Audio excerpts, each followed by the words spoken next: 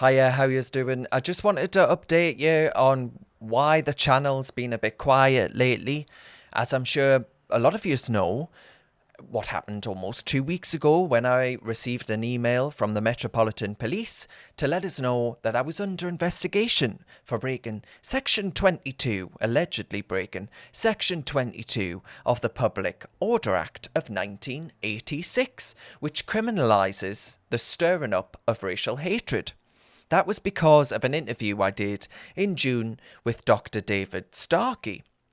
Now, being charged of this entails a 7-year maximum sentence, for those that don't know, and it's intended to preserve public order, not to regulate speech and debate.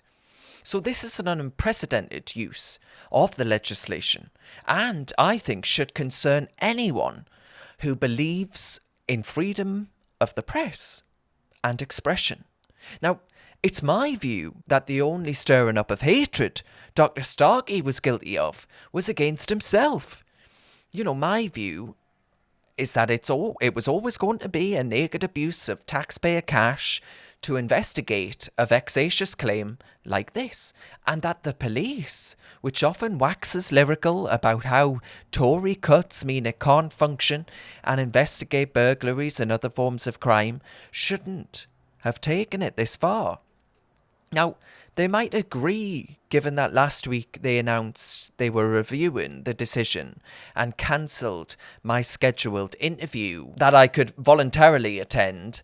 Yeah, I'd be arrested if I didn't go. But anyway, that was supposed to take place on Friday.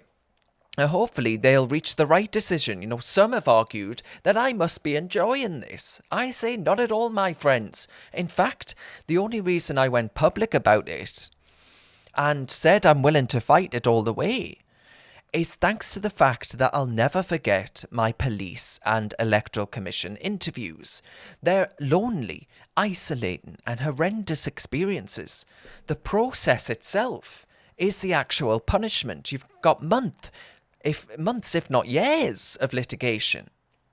So I think, and I'll try and, use my platform to bring this about, but we need to ensure vexatious claims like this can't waste any more police time and the time of the wrongfully accused. It sets a really dangerous precedent for debate and speech. And you can't report someone to the police and see months of their lives consumed by investigation with all of the time and money that soaks up, just because you disagree with what they've got to say. I was fortunate. I was backed by the Free Speech Union, but not many others are fortunate enough to see this. So, I'd like to raise awareness about the pernicious way that this hate crime legislation eats away at many of our lives for daring to interview controversial people or say controversial things. In a free society, you should be able to say whatever you want as long as it doesn't incite violence. And society, in return, can robustly scold you, cancel you, say, I'm not buying this person's books anymore, I'm not buying this person's subscription, I'm not watching their show, I'm not... You name it. Whatever they are selling, you can reject. That's what a free and democratic society should be about. We need more speech, not less. So hopefully the police will make the right decision. But we're back. Reason's going to have lots of videos up this week. We're back in track, so I'll see yous through the week. I was about to say, if I don't see you through the week, I'll see you through the winter. I won't see you through the winter.